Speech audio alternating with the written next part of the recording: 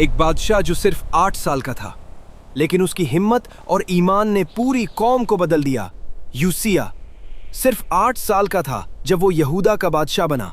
उसका बाप और दादा खुदा के नाफरमान थे। उन्होंने बुत परस्ती को फरोग दिया और कौम को अंधेरे में धकेल दिया। आज भी कुछ ऐसे लोग हैं जो अपने आबाओ अजदाद की गलत तालीम को ही सच समझकर उस पर चलते चले जा रहे हैं। वो कहते हैं, हमने यही देखा, हमने यही सीखा, हम यही करते आए हैं। लेकिन यूसिया ने ऐसा नहीं किया। उसने अपने बाप और दादा के रास्ते को अपना रास्ता नहीं बनाया, बल्कि खुदा के कलाम को अपना मेयार बनाया। कम उम्री के बावजूद उसने खुदा को तलाश करना शुरू किया। जब वो जवान हुआ तो उसने फैसला किया, मैं वो नहीं बनूंगा जो मेरे बाप बने थे। उसने मुल्क भर में बुतों को तोड़ दिया, ऊंची जगहों को गिरा दिया और खुदा के घर को पाक किया। फिर एक दिन हैकल की मरम्मत के दौरान खुदा की शरीयत की किताब मिली।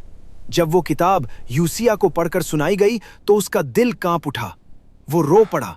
उसने कपड़े फाड़ दिए और कहा, हमने खुदा का कलाम छोड़ दिया है, इसीलिए हम पर अजाब आया। आज की नस्ल किताब खुदा को खोलती है मगर दिल को नहीं खोलती। कलाम सुनती है मगर अपनी जिंदगी बदलने को तैयार नहीं। ये मसला सिर्फ नस्ल का नहीं, आज कलीसिया के कुछ लीडर भी इसमें शामिल हैं। कलाम खुद पढ़ते हैं, कलाम खुद सिखाते हैं, मगर वही कलाम खुद की जिंदगी में नाफिज नहीं करते। मिंबर पर सच बोलते हैं मगर अमली जिंदगी में उसी सच से समझौता कर लेते हैं। कलीसिया को राह दिखाते हैं मगर खुद उस राह पर चलने से पीछे रह जाते हैं। यूसिया ने फौरन तौबा की और खुदा के आगे अपने आप को झुका दिया। उसने सिर्फ खुद नहीं बदला बल्कि पूरी कौम को खुदा के अहद में वापस लाया।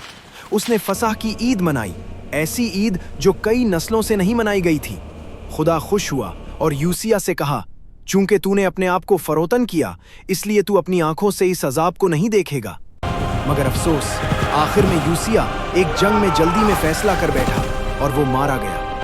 वो जवानी में मर गया, मगर उसकी मिसाल आज भी जिंदा है। अगर खुदा ने एक बच्चे को इस्तेमाल किया तो वो आज आपको भी इस्तेमाल कर सकता है।